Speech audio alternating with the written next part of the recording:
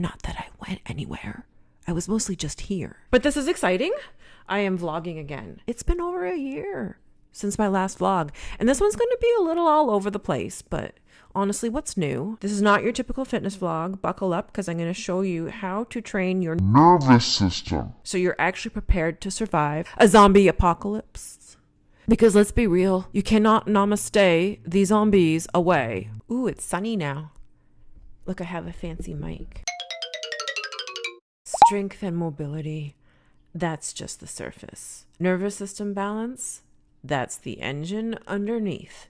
And in this vlog, I'll show you how nutrition, movement, and breathing can help you regulate your nervous system so that your body will stop compensating, stop hurting, it'll get stronger, and it'll actually work the way it's meant to. But first, there's some other stuff I filmed along the way, so look at this. So apparently some of you are really invested in what I eat, which is ironic because this guy over here said he follows me specifically because I don't do that. So let's ruin that for him, shall we? Now I'm gonna do my very best to honor everyone's requests, including the one that asked me to do more videos with me as the banana. The banana. So this is the I don't cook, I have portion control issues, and I need to eat more protein grocery haul. First up, blueberry RX bars. I really don't like it when they're stale because it makes me suicidal. Next, I got 90% dark chocolate. Why 90%? Because it's healthy.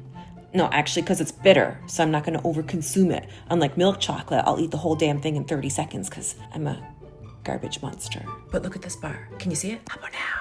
It's also 90% dark chocolate, but unlike the other bar that was $4.53, this bar was $7.99. Why? Next, Panda licorice. I like to buy the stick format because if I buy the bag format, it all falls into my mouth hole. It's just an accident. I bet you wish you had some right now. All kidding aside, I prefer Panda licorice over Twizzlers because Twizzlers taste like rubber sugar, and Panda licorice has less sketchy ingredients. Next, unsweetened almond milk because I like to drink water with a splash of beige. Next, portion-controlled hummus packs. The full tubs are for people with restraint, and I'm not those people. Next, protein grenades, aka hard-boiled eggs, pre-boiled, because I don't cook, and it turns out you can buy time. Protein is a pain in the ass to prepare, so it's nice to have grab-and-go options so that you don't end up eating an entire box of cookies. Next, roasted carrots because I don't cook. Next, rotisserie chicken. Not for me, for my cat Coco, but she'll share because she understands my culinary incompetence. Oh, my peel is, I'm naked. I'm naked. Next, string cheese. I like these because they're portion controlled, high in protein, and I have to sneeze. Smeemies. Greek yogurt enters the chat. Look, it's thick, it's tangy, it's everything I aspire to be. But why does it taste like gym socks? That's why I doctor mine by making it into my famous Greek yogurt bark recipe. It's not that it's famous, it's just I like to toot my own farts. I will provide the recipe link below me. It's me interrupting my own video into the freezer. This goes. This is what it looks like once it's done. It's so good. Make it. New thought. Blueberries and blackberries because I'm extremely into antioxidants. Next, cherry tomatoes, nature's gumballs, except they squirt. Honestly, they scare me a little. Next, bananas. Oh, I hate it when my lip goes right into my cornea. Oh, yeah, I buy them for my Greek yogurt bark recipe. Make sure you wash them so that your kitchen doesn't turn into a fruit fly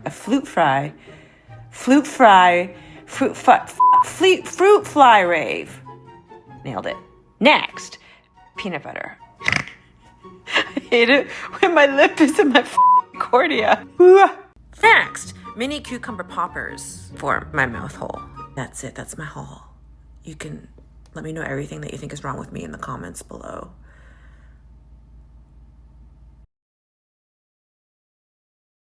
I still do intermittent fasting.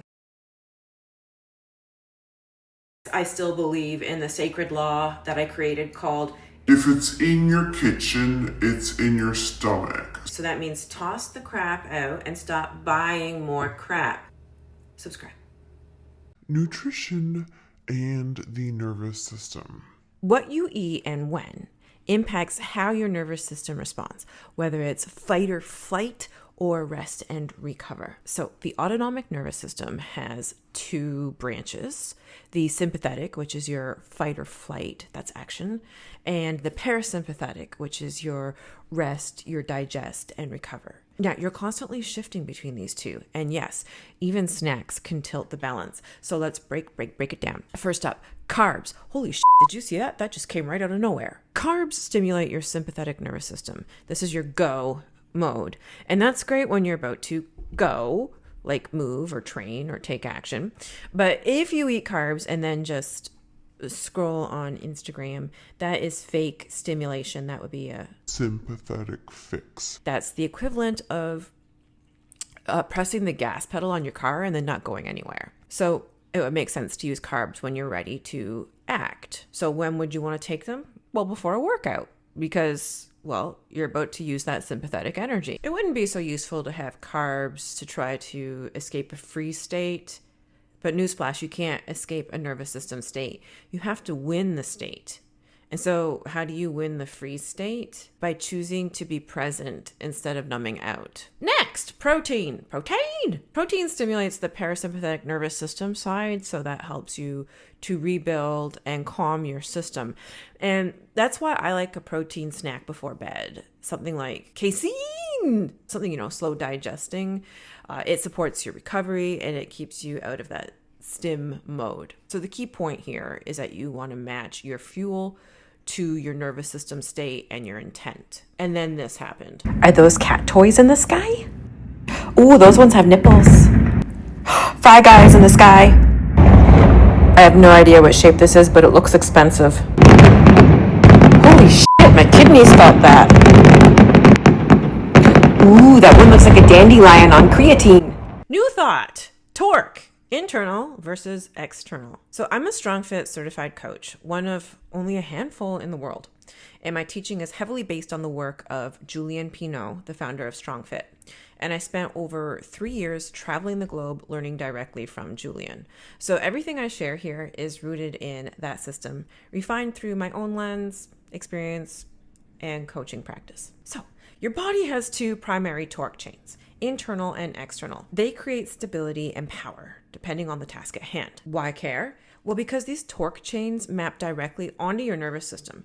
So how you move is going to affect how you feel. Let's first talk about internal torque. These are all the yellow muscles, and they activate the parasympathetic nervous system. Examples are your inner quads, your inner hamstrings, your glute max, your lower abs, your teres majors, which are your upper lats, and your inner biceps. Think of internal torque as an inward torque happening towards the midline. The primary purpose is to promote stability and control. Here are some examples. Cyclical movements like walking, jogging, cycling, and unilateral exercises. It's a nice flow state. You can keep going and going. What about breathing here? It's nasal, and we'll touch more on this in a moment. Next, external torque. These are the red muscles, and it activates the sympathetic nervous system. So examples of muscles would be your outer quads, your outer hamstrings, your glute medius, the upper rectus, your low back erectors, your lats, and your outer biceps, and your upper traps. Think of external torque as an outward torque that's directed away from the midline. The primary purpose of external torque is expression of force. It's how you create power and expression. It's not meant for endurance. Here are some examples. Acyclical explosive movements like heavy sumo deadlifts, long jumps, sandbag tosses. Think, oh my gosh, the bear is coming. This is a very short-lived max output. You gotta fight the bear. It's aggressive. What about the breathing? The breathing, as you can hear,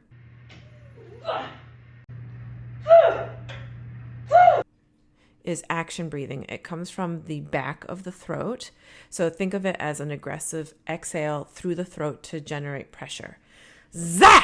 To recap, internal torque is nasal breathing. It keeps you in a flow, parasympathetic nervous system. External torque is action breathing, and it brings the storm, sympathetic nervous system.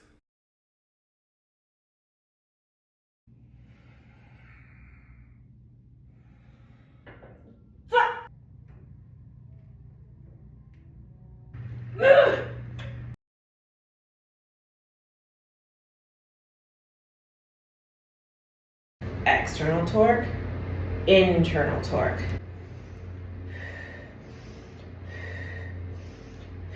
It's important to understand that both chains work simultaneously in every movement.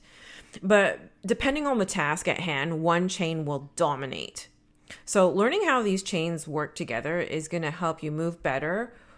It's going to help you have better coordination, less compensation. These muscle chains also map closely to the nervous system, meaning you can program workouts to target either your parasympathetic or your sympathetic state. How cool is that? And I'm going to teach you exactly how to do that in the live Strength Academy Zoom on Monday, July 7th.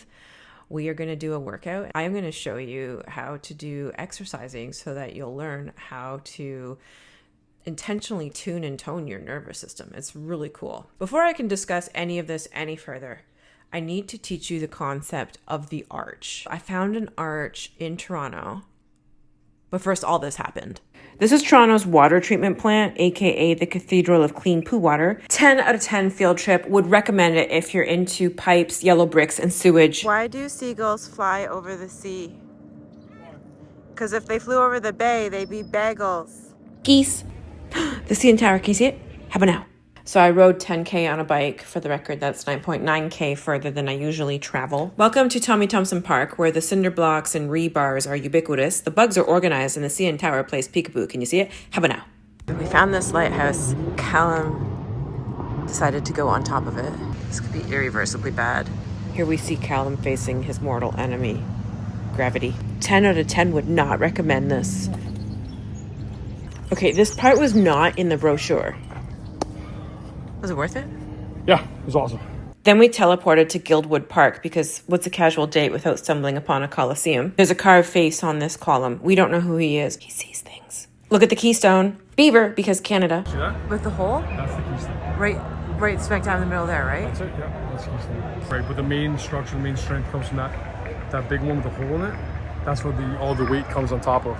So all the weight from the pillar and then all the weight above comes down to the focal point right there on the keystone. If you remove that keystone, the whole thing drops. The whole thing falls apart. Sorry, I can't restrain myself when I see an arch. We're going to talk about strong fit theory. And the arch is a conceptual framework to explain how balance between the nervous system and muscular tension creates efficient, strong movement. So this side is the sympathetic nervous system, external torque. This side is parasympathetic nervous system, internal torque. You need balance between internal and external torque and the PNS and the SNS. So if one side dominates, the whole structure will collapse. The arch will collapse. So your movement, posture, control breaks down. So if you use external torque without stabilizing with internal torque, then you're going to develop compensation patterns and joint pain. Hello, do you have knee pain? Listen up, now you know why. So the key is to train both sides so your arch doesn't collapse. Horrible? Yeah, when it comes Sounds out. horrible. Horrible comes out, and it has the same effect inwards called battered, like a battering ram. Right, that's horrible, and that's battering. So it's just aesthetic. It makes it weaker, not stronger. That's right. This is the oldest house in Scarborough, built in 1795. Not allowed to go inside. Not sure I wanna. And it's haunted, you said? Probably. That's super reassuring. There might be an upstairs or an attic or a portal, but hey, the lighting's nice. And here's a sign warning us the cliff can collapse at any moment. So obviously we walked right past it. I don't want to die. I don't want you to die either, but it's easier to see what that's. Behold the Scarborough Bluffs. Great for hikes, photos, mosquito bites. They were formed by glacial deposits over 12,000 years ago, so they're constantly eroding, hence the warning signs. We're about 300 feet above the lake, and you can see the white clay and sand cliffs. Schooled ya. Quick cat nap. Then we violently spun a protein shake into vanilla chocolate chip ice cream. Look at it, look at it. Look at it. If you don't have an inch creamy, go fix your life and get one because it turns anything into ice cream, protein shakes, banana, your dreams, lasagna. Nah. let's unpack the arch. So think of your nervous system like an arch. IT and ET are the two sides holding you up. So if one side is vacationing, the whole structure is going to compensate or collapse. So we need to train both IT and ET. But most people only train one side of the arch, and this causes problems. So let's unpack this. So if you train only ET, you're jacked, but you're probably fried, aggressive, maybe even injured. If you only train IT, you're stable, yes, but you're going to lack explosiveness and grit. So which one are you? What are you missing? Are you missing IT? Well, if your knees and feet point outwards when you walk, that's usually a sign of ET dominance. Your ET chain is doing all the work, and that can lead to knee pain. It also causes poor core engagement. You'll end up using your low back and your upper rectus, upper abs to brace instead of the deep core stabilizers like your TVA. And this can cause issues like hernias, pelvic floor tension, and even pee leaks. Breathing mechanics are also affected. So you may notice you mouth breathe when you're jogging or riding a bike. Are you missing ET? Well, then you have the opposite extreme. This would be the yogi who only trains internal torque. Now, you'll have great positional control, but you're going to avoid effort. So you're going to try to namaste the zombies away. You won't fight the zombies. This is me. So here's how this presents. You can't explode out of positions. You avoid max effort. You're going to lack grit under strain. So yeah, I'm stable, but I've capped my strength and I lack power. So my arch is beautiful. It's ornamental, but it's tiny. And that's why I struggle with concentric pistols and concentric ring muscle ups. I need more explosive strength, which means I need more ET in my training so that I have more power, fight, explosiveness, aggression, and the ability to override that quit reflex. And that's the kind of deep work that actually translates into improved ring muscle ups and pistols. So basically, I'm missing the explode up energy. Here are some of the external torque drills I'm doing to rebuild it. The goal is a big balanced arch. This provides stability, power, and injury resilience. You'll be able to fight off the zombies and the bears. So you tell me in the comments below, what are you missing? IT or ET? And then this happened. Those ones are sleeping. You see that? Oh, he swims. There's Vin Diesel. Does he clean the tank? Yes. Does he open his mouth? He does. Is it called a radula? I have no idea. Show the other side. That's a lot of hardware. Breaking news, I just fed them catfish. He's cute. What's going on in the kitchen? How often do you have to feed them? I do it once a day. He's gross, kind of. New thought. Breathing and the nervous system. Breathing is the fastest way to shift your nervous system. So how do you breathe to activate the PNS? You already know the answer if you were paying attention.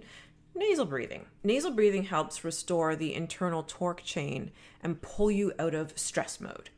It puts you into a nice rhythmic flow. So how do you breathe to activate the SNS? You already know the answer.